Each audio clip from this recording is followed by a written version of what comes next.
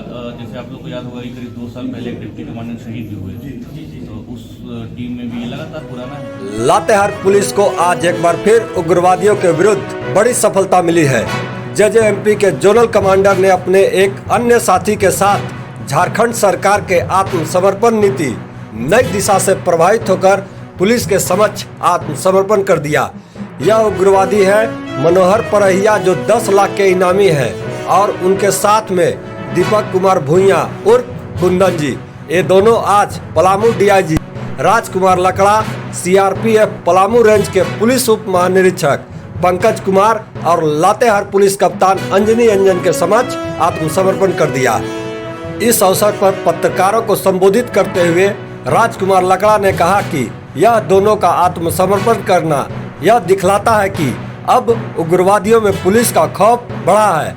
साथ ही यह सभी झारखंड सरकार के नई दिशा आत्मसमर्पण नीति से भी प्रभावित होकर मुख्य धारा से जुड़ रहे हैं। यह लातेहार पुलिस के लिए बड़ी उपलब्धि है। इसके लिए मैं लातेहार पुलिस कप्तान अंजनी अंजन और उनकी पूरी टीम को बधाई देता हूं। यह लातेहार पुलिस के लिए एक बड़ी उपलब्धि है। जिले के पुलिस कप्तान अंजनी अंजन ने इस अवसर पर पत्रकारों को बताया कि हम पिछले 2 वर्षों से पूरे जिले में सीआरपीएफ, कोबरा और लातेहार पुलिस की टीम मिलकर लगातार लातेहार जिले को नक्सली मुक्त करने को लेकर बड़े बड़े अभियान चला रहे हैं। इसी सिलसिले में सुरक्षा बलों के द्वारा इनके परिजनों से संपर्क कर उन्हें समझाया गया, जिसके परिणाम स्वरूप ये दोनों ने मुख्य धारा से जुड़ने का निर्णय लिया और आज इन्होंने पुलिस के समक्ष आत्मसमर्पण कर दिया। साथ ही उन्होंने बताया कि मनोहर परहिया पर 13 मामले दर्ज है, जिसमें मुख्य रूप से पिछले दिनों बेंदी में हुए पुलिस के साथ मुठभेड़ और 2 साल पहले हुए मुठभेड़, जिसमें डिप्टी कमांडेंट जो शहीद हो गए थे, उस दस्ते में भी मनोहर परहिया शामिल था। ने सरेंडर किया है सर, किस तरह से हो पाया सर? देखिए, झारखंड सरकार की आत्मसमर्पण नीति के तहत लोगों ने अपना विश्वास व्यक्त किया और मनोहर परहिया, जो अमवा टिकर का रहने वाला है, छिपाजोर थाने का, उसने एक अपने अन्य साथी दीपक भुइयां के साथ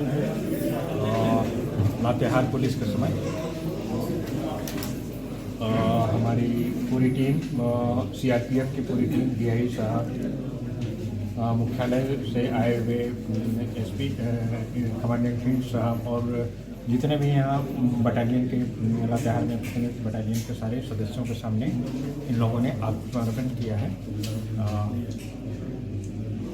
निश्चित रूप से यह हमारे पुलिस के लिए, पुलिस प्रशासन के लिए अपने डीजी साहब के नेतृत्व में जिस तरह का हम लोगों का ऑपरेशन या नीति के अनुसार हम लोग कार्य कर रहे हैं, उस हिसाब से ये एक बहुत बड़ी उपलब्धि होगी, क्योंकि अब चुनाव आने वाला है। चुनाव में आस्था जताने के लिए इन लोगों के द्वारा इस तरह का कार्य किया गया है।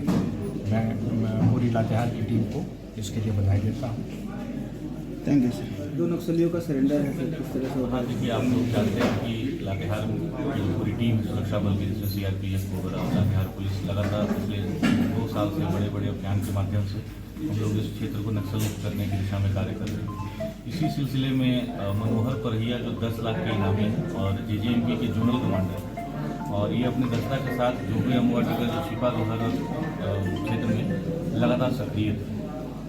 तो हमारी टीम के द्वारा, सीआरपी के द्वारा लगातार इनके परिवार वालों को कांटेक्ट किया गया, उनको जो सरकार की पुनर्वास और आत्मसमर्पण नीति है उसके बारे में बताया गया। तो उससे कन्विंस होकर के और इन्होंने तय किया है कि मुख्य धारा में जुड़ेंगे। और साथ ही कुंदन भुइयां भी एक इनके साथी रहा है, जो कि एरिया कमांडर था, इन्हीं के दस्ता में था। इन दोनों ने आज आत्मसमर्पण किया है।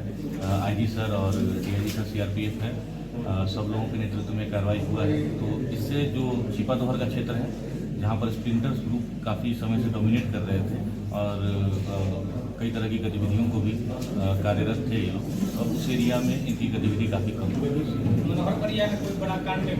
इसके ऊपर अभी तक 13 कांड दर्ज हुए हैं। और मनोहर परहिया, जैसे आप लोग को याद होगा कि करीब 2 साल पहले एक डिप्टी कमांडेंट शहीद भी हुए, तो उस टीम में भी लगातार पुराना है, जोनल स्पेशल्स में रहा है। बेंदी में हमारा इनकाउंटर हुआ था, जहाँ पर 3 जेजेएमपी के लोग मारे गए। उस दस्ता में भी था। भाजपा नेता गोवर्धन सिंह का भी नाम आया था। हाँ, वो भी एक केस है। तो ऐसे अभी तक तो 13-14 केस हम लोग के संज्ञान में आया है। हो सकता है इसकी संख्या और बढ़े भी आगे चलने में।